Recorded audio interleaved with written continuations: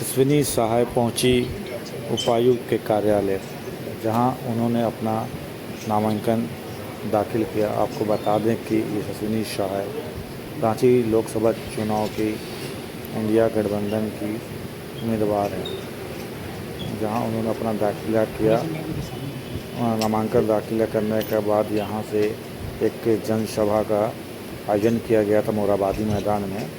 यहां से यशस्विनी सहाय, सुबोधकांत सहाय और कई नेता वहां पहुंचे और सभा को संबोधित किया। जैसा कि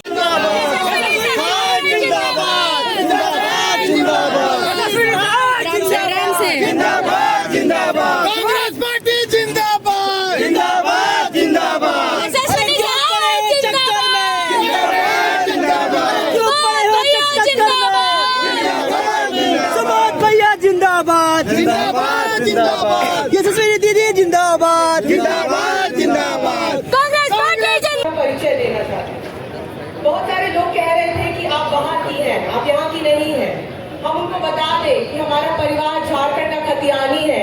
मैं झारखंड की बेटी हूँ और मैं रांची की बेटी हूँ। जरूर मैंने अपनी पढ़ाई बाहर की है। मैंने अपनी पढ़ाई, अपनी वकालत बाहर की, इंडिया से भी बाहर की। उसके बाद अपना मास्टर्स किया।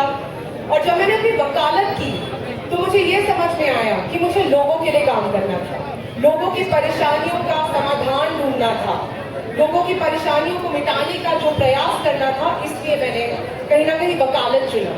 तो मेरा वकालत का रास्ता वैसे हुआ है, क्योंकि अगर कहीं ना कहीं आप देखिए तो अगर मनुष्य का जीवन है और आप किसी की मदद नहीं कर रहे और किसी की परेशानी को मिटाने का प्रयास नहीं कर रहे तो आपका जीवन भी व्यर्थ है।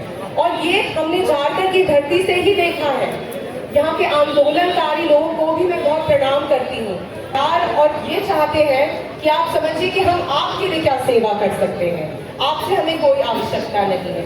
हमें मौका दें कि हम एक बार सेवा कर सके। और यही सेवा की भावना हमारे कांग्रेस पार्टी के राहुल गांधी जी और प्रियंका गांधी जी और आदरणीय मैम सोनिया गांधी जी में भी है, जिनके कारण हम न्याय पत्र की बात करते हैं। क्या है ये न्याय पत्र? लोगों को न्याय की आज जरूरत क्यों पड़ रही है, ये सबसे बड़ा सवाल है। क्योंकि वो अच्छे दिनों की बात करते हैं पर वो नफरत का फांसा फैलाते हैं, वो फर्जी राष्ट्रवाद की बात करते हैं और वो धर्म की दुहाई देते हैं। पर क्या आपको अच्छे दिन मिले? किसी को अच्छे दिन नहीं मिले हैं। और अब तो ये बात हो गई है कि लोगों के मौलिक अधिकारों को भी उनसे वंचित करने की कोशिश हो रही है। इसीलिए राहुल गांधी जी और कांग्रेस पार्टी के जितने भी सभी लीडर हैं, सीनियर लीडर, उनके मुताबिक हमने न्याय पत्र बनाया है जो आपकी परेशानियों का समाधान ढूंढ सके। ये सिर्फ शब्द नहीं है जो लिखे हुए हैं। आपको मैं बताती हूँ क्या है इस न्याय पत्र में। नारी न्याय की बात होती है, महिलाओं के न्याय की बात होती है। कोई भी महिला अगर कोई गरीब परिवार से है तो कांग्रेस पार्टी की सरकार उन्हें 1 लाख रुपए साल का देगी, यानी कि 8,500 महीने का। एक महिला के पास जब ये पैसे आते हैं तो क्या होगा? महिला अपने बच्चे पर खर्च करती है, अपने बच्चों की शिक्षा पे खर्च करेगी, अपने परिवार के स्वास्थ्य पे खर्च करेगी और इससे क्या होगा कि अपना परिवार को आगे बढ़ाएगी। मतलब कि हम सब आगे बढ़ेंगे एक तरीके से। तो महिलाओं की मान सम्मान की बात आती है। और दूसरी बताऊं तो जितनी भी महिलाएं सरकारी नौकरी चाहती हैं, कांग्रेस पार्टी का ये न्याय पत्र में ये लिखा गया है कि सरकारी नौकरी पे 50% रिजर्वेशन महिलाओं के लिए। ये बहुत बड़ी बात है क्योंकि हमारी आबादी तो आधी है पर हमें उतना हिस्सेदारी तो नहीं मिल पाता है ना। तो ये अब मिलेगा। एक महिला आपके सामने खड़ी होकर ये बात कह रही है क्योंकि ये मिलेगा, क्योंकि ये राहुल गांधी जी की यही सोच है, महिलाओं को आगे बढ़ाने की सोच है। यहाँ के इतने सारे युवा हैं जिनको पढ़ाई नहीं मिली है, तो सबसे पहले तो शिक्षा देने की जरूरत है। दूसरी बात, अगर हम पढ़ लिख लिए तो उसके बाद अगर हमें नौकरी नहीं मिली तो हम कहाँ जाएंगे?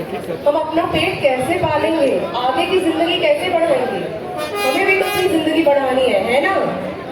इसीलिए युवाओं की अगर बात होती है तो कांग्रेस पार्टी के न्याय पत्र में ये लिखा गया है कि राइट टू अप्रेंटिसशिप, मतलब पहली नौकरी पक्की। है कि मोदी तुम्हारी घंटी बज चुकी है, मोदी की घंटी बज चुकी है। 2024 में न्याय होगा। राहुल गांधी ने अपने पैर से पूरे देश को नापने का काम किया था, और वो इसलिए कि घर घर को जगाना चाहते थे। और लोग थक गए हैं। गांव के अगर लोगों से पूछिए तो वो कहने लगे हैं कि आदमी तो बड़ा डेंजरस हो गया, ये संविधान बदलने लगा है। और ये बात अब कोई हमारी और आपकी नहीं रही है।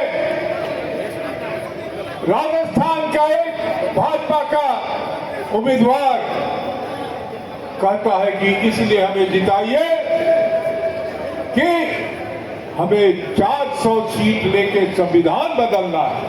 अयोध्या का लल्लू सिंह उम्मीदवार भाजपा का कहता है कि हमें संविधान बदलना है। ये जितना तानाशाह अभी बने हैं उससे इनका मन नहीं भरा। अंबेडकर की उस संविधान का धज्जी उड़ा रहे हैं। महात्मा गांधी का ये देश रहेगा ये नहीं, आज इस पे सवाल खड़ा हो गया है। इसलिए साथियों, आपने देखा कि गुजरात का एक आदमी, यहाँ बहुत से मुखिया, यहाँ बहुत से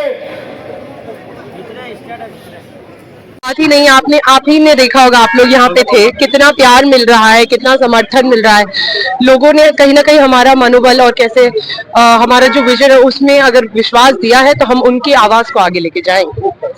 ग्रामीण क्षेत्रों से क्या समर्थन मिल रहा है? आप जगह जगह घूम रही है, ग्रामीण क्षेत्रों से भी काफी बहुत ज्यादा हमारे जितने भी गठबंधन के साथी हैं, मुझे लगता ही नहीं है कि हम एक गठबंधन का चुनाव लड़ रहे हैं, लग रहा है हम सब मिलकर एक साथ लड़ रहे हैं और वही भावना सब में दिखने को है।